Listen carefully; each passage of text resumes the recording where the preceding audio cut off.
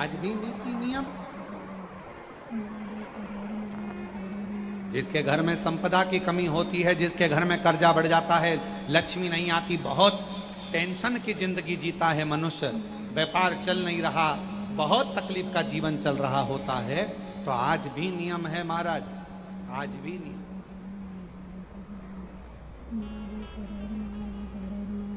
कि सोमवार शुक्रवार ये 2 बार ऐसे हैं, इन 2 बार को यदि कटोरी में थोड़ा सा शहद रखकर, मधु रखकर यदि लक्ष्मी जी का स्मरण किया जाए और माता लक्ष्मी जी का स्मरण कर कर एक लाल पुष्प उस कटोरी के सम्मुख में माता लक्ष्मी का नाम लेकर रखा जाए और बाद में वही शहद, वही मधु और वही पुष्प सोमवार का दिन और शुक्रवार के दिन लक्ष्मी का पूजन कर कर, स्मरण कर कर, दूसरे दिन शुक्रवार के दिन पूजन करें, शनिवार के दिन उस मधु का, उस पुष्प का विसर्जन करें, सोमवार के दिन पूजन करें लक्ष्मी जी का स्मरण कर कर, और मंगलवार के दिन अगर विसर्जन करें, 5 या 7 सोमवार या शुक्रवार को यदि आप मधु का भोग लक्ष्मी जी को लगाना प्रारंभ कर दें, शिव का नाम स्मरण कर कर, तो उसके घर में कभी संपदा की कमी नहीं होती, लक्ष्मी संपदा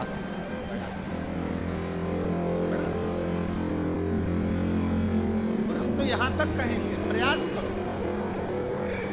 अगर आपके घर में छोटा सा शिवलिंग विराजमान है, आपके घर में अगर छोटा सा शंकर जी का शिवलिंग है, छोटा सा शंकर भगवान का शिवलिंग है, या आपके घर में कुबेरेश्वर धाम का कंकर है, और आपके घर में यदि शंकर भगवान का शिवलिंग है, या सीहोर का रुद्राक्ष हो, या शंकर भगवान का शिवलिंग हो, या कंकर शंकर हो, तो निवेदन है जहाँ पर भी शिवलिंग आपके घर में विराजमान है, अगर छोटी सी कटोरी में एक बेलपत्र को आप नीचे रखिए, छोटी सी कटोरी उस बेलपत्र के ऊपर रखकर उसमें थोड़ा सा मधु, शहद, शंकर भगवान की साक्षी में शिव जी के सामने अगर शुक्रवार की शुक्रवार रखना प्रारंभ कर दो, धीरे धीरे संपदा की वृद्धि अपने आप होना प्रारंभ।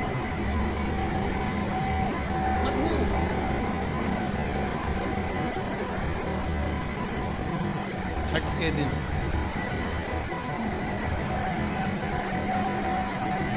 चाहे अंधेरी की छठ हो, चाहे उजाले की छठ हो, किसी भी छठ के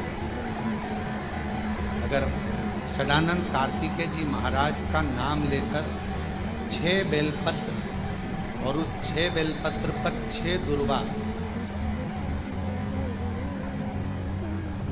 6 पुष्प, 6 अक्षत के दाने रखकर षडानंद कार्तिकेय बाबा के स्मरण कर कर,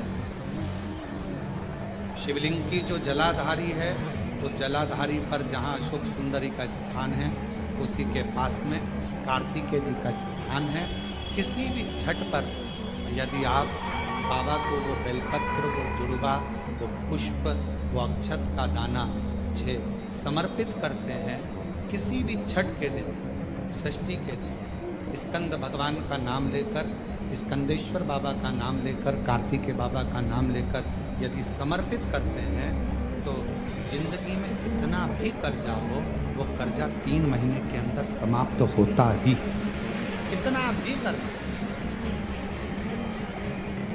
साथ में आपका परिश्रम, साथ में आपकी मेहनत और आपकी दृढ़ता, पूर्ण ऊर्जा के साथ में शिव महापुराण की कथा कहती है, 6 बेलपत्र, 6 पुष्प, 6 दुर्वा, 6 चावल के दाने और साथ में अपना परिश्रम पूर्ण करो। छठ के दिन स्कंद भगवान का नाम लेकर, स्कंदेश्वर का नाम लेकर भगवान शंकर के जलाधारी पर समर्पित करो, शिव जी से प्रार्थना करो और अपनी मेहनत को 4 चांद लगाओ, कर्जा चूकेगा जरूर, समाप्त। गणेश जी की स्कंद षष्ठी है, स्कंद छठ होती है, षष्ठी होती है। ये भादो के पावन महीने में पूरे वर्ष में केवल एक दिन स्कंद षष्ठी आती कि स्कंद भगवान के अगर केवल स्कंद पुराण को भी कोई जीव श्रवण कर लेता है तो मृत्यु जीते जी भी उसके लिए मार्ग प्रशस्त होकर एक बार वो भगवान का दर्शन भले वो किसी रूप में करे, पर मरने से पहले उसको ऐसा महसूस होता है कि मैं वैकुंठ का दर्शन कर कर आया हूं। ये उसको भान होता है स्कंद पुराण को मात्र श्रवण कर लेने से। मात्र श्रवण। स्कंद भगवान का पूजन करा, भगवान शंकर का शिवलिंग बनाया, शंकर भगवान के गणेश जी को और स्कंद देव को बिठाकर पूजन किया। इतना पूजन करा विश्वामित्र और सत्याव्रत ने, इतना पूजन करा, भगवान विष्णु ने कहा नया रास्ता बना दिया जाए। विश्वामित्र जी ने धर्म से स्कंद देव से कहकर एक मार्ग का निश्चय किया। उस मार्ग पर राजा सत्याव्रत चलकर जाने लगे। जब थोड़ी दूर पर राजा सत्याव्रत पहुंचते सी उसी समय पर इंद्र को जलन होने लगी कि जीते जी तो कोई आ ही नहीं सकता, तो मरा हुआ ये जीते जी कैसे आ गया। इतने में इंद्रदेव ने उसी समय राजा सत्याव्रत को ऊपर से नीचे धक्का मार दिया। धक्का दिया, राजा सत्याव्रत नीचे आ गया। वैकुंठ के मार्ग से धक्का देकर राजा सत्याव्रत को नीचे फेंक दिया। राजा सत्याव्रत ने विश्वामित्र जी से कहा मेरा तप, मेरी साधना और स्कंद देव ने मुझे मार्ग दिया, इसके बाद भी इसने नीचे क्यों फेंका? मैं नहीं जानता, पर तू चिंता मत कर। विश्वामित्र जी ने कहा फिर स्कंद देव की पूजन। महाराज एक बेलपत्री एक तुलसी, एक बेलपत्री एक तुलसी, एक बेलपत्री एक तुलसी स्कंद देव को चढ़ाया गया। और जब बेलपत्र और तुलसा चढ़ाया गया स्कंद देव प्रसन्न हो गए महाराज, और प्रसन्न होकर कहा भगवान नारायण को याद किया। भगवान विष्णु ने कहा मांगिए क्या चाहिए। स्कंद देव ने कहा एक काम करो, वैकुंठ तो दुनिया जाती है, इनके लिए अलग वैकुंठ का निर्माण करा जाए, अलग से वैकुंठ बनाया जाए। वैकुंठ लोक और मृत्यु लोक के बीच में एक वैकुंठ बना दिया गया और उस वैकुंठ पर मार्ग प्रशस्त करा सत्याव्रत के लिए। जब राजा सत्याव्रत के लिए मार्ग प्रशस्त करा तब भगवान विश्वामित्र को लगा कि वैकुंठ तो हवा में टंग रहा, कहीं वापिस सत्याव्रत ऊपर चढ़ा और नीचे गिर गया तो करा क्या जाए। तब भगवान विश्वामित्र जी ने उसी समय पर एक बड़ा सा खंबा ले जाकर उस वैकुंठ में लगाया। खंबे को लगाया, सत्याव्रत ऊपर गया। जाने के बाद जैसे सत्याव्रत ने प्रणाम करा, प्रणाम करते ही वैकुंठ का दर्शन करते ही एक अश्रु उस खंबे पर गिरा। उस खंबे पर गिरते ही वो अश्रु के खंबा स्पर्श होने से नारियल का वृक्ष प्रकट हो गया। भगवान उसी समय माता पार्वती ने कहा स्कंद देव भले लोग गणेश जी का पूजन करे, प्रथम गिनती में गिने, पर तू हर कलश के ऊपर तू ही विराजमान मिलेगा। और स्कंद देव उस नारियल के रूप में विराजमान हो गए महाराज। उसके लिए वैकुंठ का रास्ता दूसरा बना दिया जाएगा और वो जीते जी वैकुंठ जीते जी। आज स्कंद षष्ठी है, तो आज के ही दिन, स्कंद षष्ठी के ही दिन एक बेलपत्र, एक दुर्वा, एक श्वेत पुष्प, सफेद फूल, स्कंद भगवान का जो स्थान है, स्कंद भगवान का जो स्थान है, उस स्थान पर एक बेलपत्र, एक दुर्वा, एक श्वेत पुष्प चढ़ाकर जल की धार को स्कंद बाबा पे समर्पित करते हुए शिवलिंग पर अगर समर्पित किया जाता है तो कितना भी, चाहे परिवार में विवाद चल रहा हो, चाहे परिवार में विवाद चल रहा हो, चाहे रिश्तेदारों में विवाद चल रहा हो, चाहे आपस में विवाद चल रहा हो, स्कंद षष्ठी के दिन अगर जल स्कंद भगवान का नाम लेकर समर्पित किया जाता है आज के दिन, तो परिवार में वापिस प्रेम बढ़ जाता है और परिवार टूटने से बच जाता है।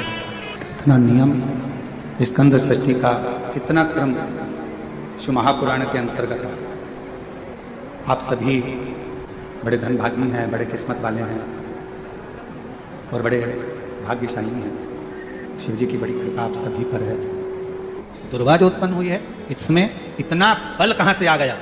शंकर भगवान बोले रहे हो इंद्र, तुम्हारे अमृत से भी बड़ी प्रबल है ये दुर्वा। जिस समय पर अमृत का कलश निकला, उस अमृत के कलश को देवता लेकर जा रहे थे।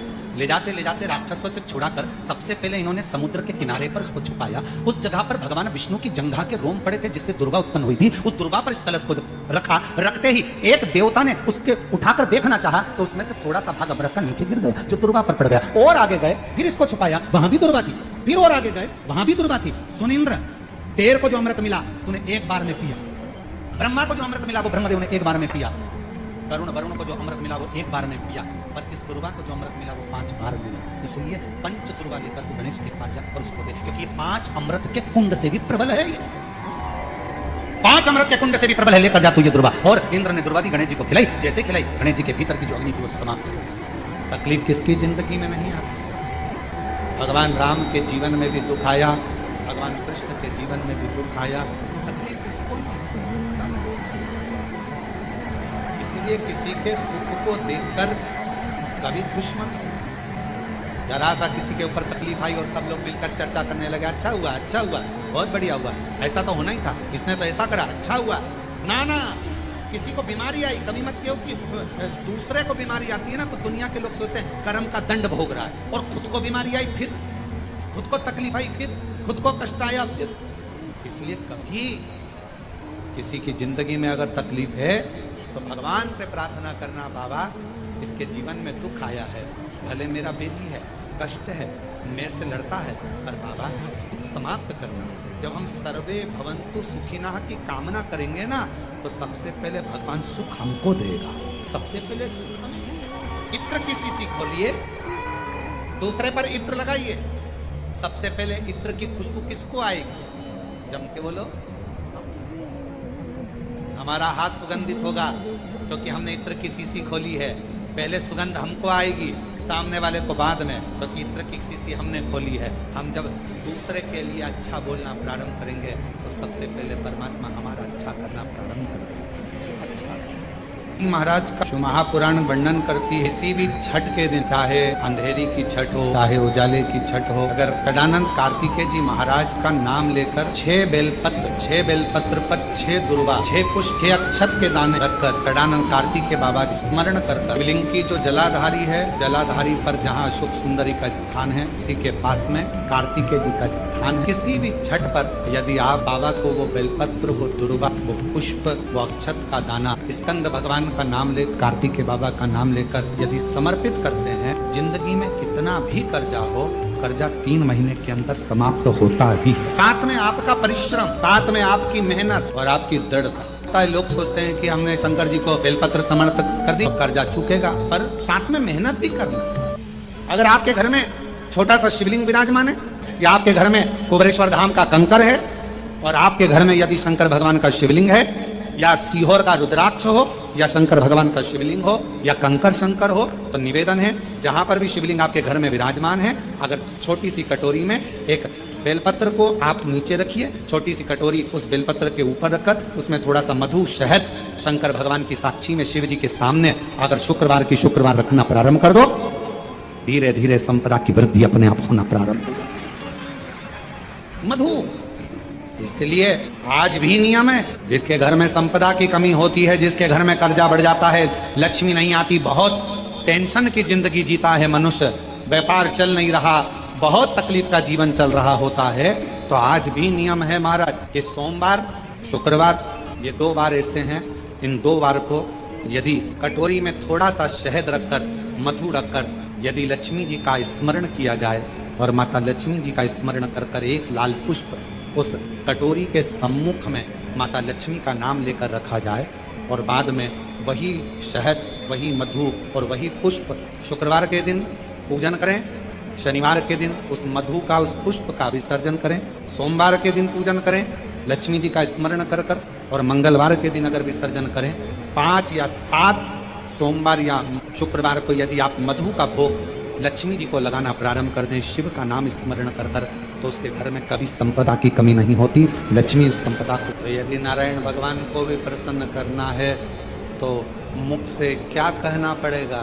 नमस्तुभ्यम कहते हैं तो आपको लगता होगा कि शंकर भगवान खुश होते हैं, पर शिव महापुराण की कथा कहती है श्री शिवाय नमस्तुभ्यम जब हम बोलते हैं ओम नमः शिवाय जब हम बोलते हैं, नमः शिवाय जब हम बोलते हैं, शंकर जी को एक लोटा जल जब हम चढ़ाते हैं तो शिव जी से ज्यादा प्रसन्न भगवान नारायण हो जाते हैं, भगवान विष्णु।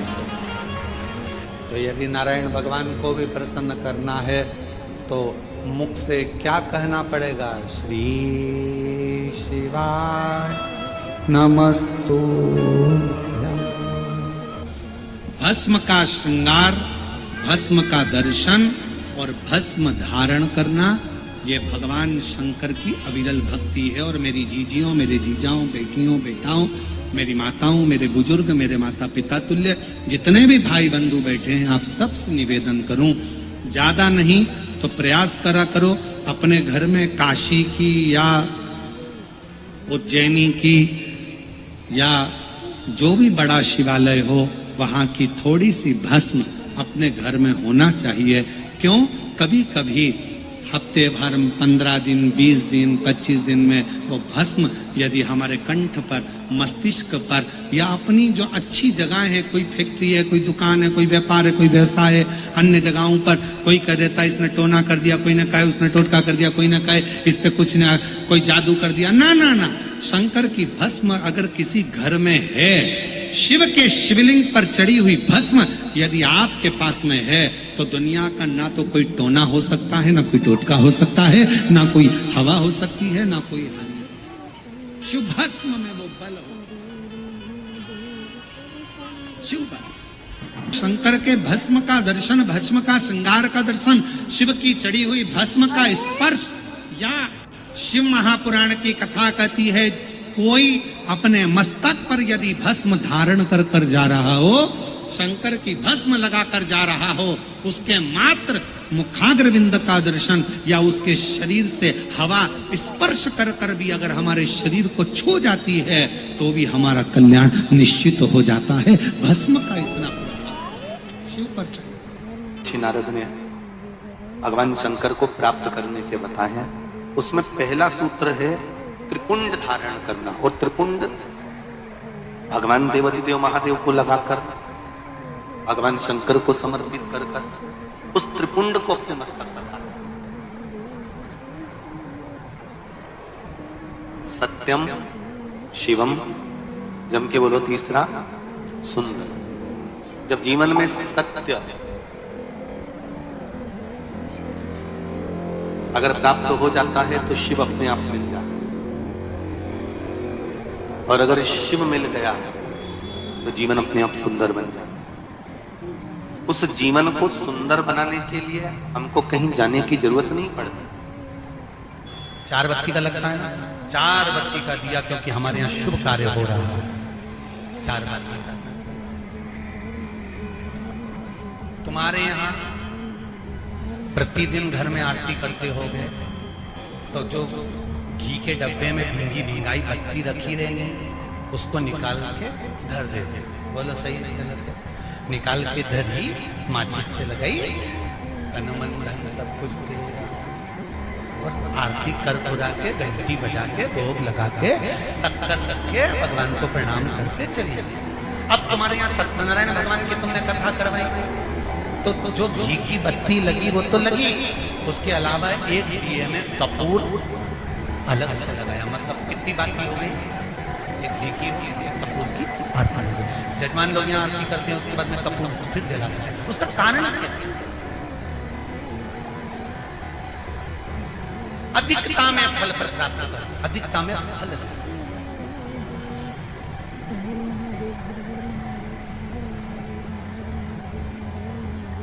साल, 2 साल, 4 साल, 6 साल में आप भी प्रयास करा करो, पतली पतली बत्ती बनाकर 108 दिन तक घी में, जब उसको पूरी बांध लो, घी में भिगो कर रख लो। कोई घर में विशेष कार्य हुआ या कहीं तीर्थ गए, कहीं गंगा जी के घाट पर गए, सरयू, मंदाकिनी, नर्मदा, गोदावरी, छिपरा, आदिक के घाट पर गए तो उस बत्ती को प्रकट कर कर जलाकर रख दिया। क्या होता है उससे? माता सती ने कौन सा पुण्य करा था जो शंकर भगवान के कंधे पर शव पड़ा हुआ था और शंकर नाच रहे थे? वो सती का पुण्य था कि वो कभी एक सामग्री से शिव को प्रसन्न नहीं करती थी, बहुता में देकर शंकर को रिझाती थी। इसलिए शिव ने उसको अखंडता प्रदान की। शुक्रवार के दिन बेलपत्री के वृक्ष के नीचे बैठकर घृत का दिया लगाकर शरीर में जो रोग है उसका स्मरण कर शंकर जी से विनय कर हे भोलेनाथ, आपने शुक्र देवता को संजीवनी मंत्र दिया है, तो क्या आप मेरे को वो मंत्र प्रदान नहीं करोगे? मेरे रोग, मेरी बीमारी, मेरे दुख को आप नहीं हरोगे? शिव से कहो, ये शरीर आपने दिया है और भजन करने के लिए दिया है, स्मरण करने के लिए दिया है, कीर्तन करने के लिए। यह स्कंद पुराण कहती है महाराज कि भगवान नारायण स्वयं इस जड़ के नीचे अपना विश्राम करते हैं। इस जड़ के नीचे प्रयास करा करो, एक चुटकी हल्दी, कितनी? मात्र एक चुटकी हल्दी, आंवले के वृक्ष के नीचे भगवान हरि हर महादेव के नाम से रखकर उस पर पूर्व मुख कर पूर्व की ओर मुख कर जल समर्पित करना प्रारंभ कर दीजिए। आप अगर प्रयास करेंगे, शुक्रवार की शुक्रवार करें या नवमी की नवमी करें, अष्टमी की अष्टमी करें, प्रदोष की प्रदोष कर लें। मन जब दो होने लगे तब एक श्वेत पुष्प लेकर उस सफेद पुष्प में थोड़ा सा हल्दी और कुंकू का लेपन कर किसी भी शंकर के मंदिर में शंकर के शिवलिंग पर यदि ब्रह्मेश्वर महादेव का नाम लेकर उस फूल को, पुष्प को समर्पित किया जाता है, फूल को चढ़ाते समय श्री शिवाय नमस्तुभ्यं, श्री शिवाय नमस्तुभ्यं, शिवाय नमस्तुभ्यं, जैसे ये डंडी श्री शिवाय तो फूल का जो मुख है, जहाँ बैठे इधर बैठे तो इधर, उधर बैठे तो उधर, उधर बैठे तो इधर, फूल का मुख अपनी ओर होना चाहिए। उस भगवान शंकर के शिवलिंग पर ब्रह्मेश्वर महादेव का नाम लेकर यदि वो श्वेत पुष्प हल्दी और कुंकू लगाकर समर्पित करा जाता है तो व्यक्ति का मन बार बार डामाडोल नहीं होता और वो एकाग्र चित्त होकर अपनी मंजिल तक पहुंच जाता है। वो ब्रह्मेश्वर।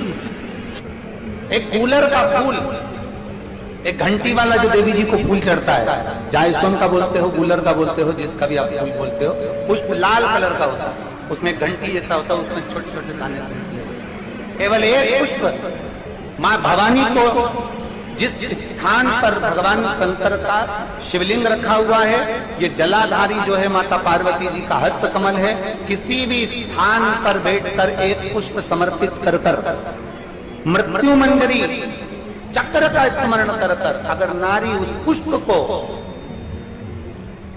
पुष्प को मंदिर के द्वार के बाहर बैठकर भी खा ले या घर पर भी खा ले तो उसके रजो धर्म से जुड़ी हुई जो भी तकलीफें होती है या गर्भाशय में गांठ भी होती है तो धीरे धीरे गलना प्रारंभ हो जाता है। उस मृत्यु मंजरी चक्र का स्मरण बड़ा ये थोड़ा सा लोगों को लगेगा, बताओ महाराज जी कहाँ का विषय लेकर। शिव कथा कहती है घर में अगर किसी को ज्यादा रोग सता रहा है, बीमारी बहुत ज्यादा हो गई है, वायरस ज्यादा लग गया है, वेंटिलेटर पर पड़ा है, तो एक प्रयास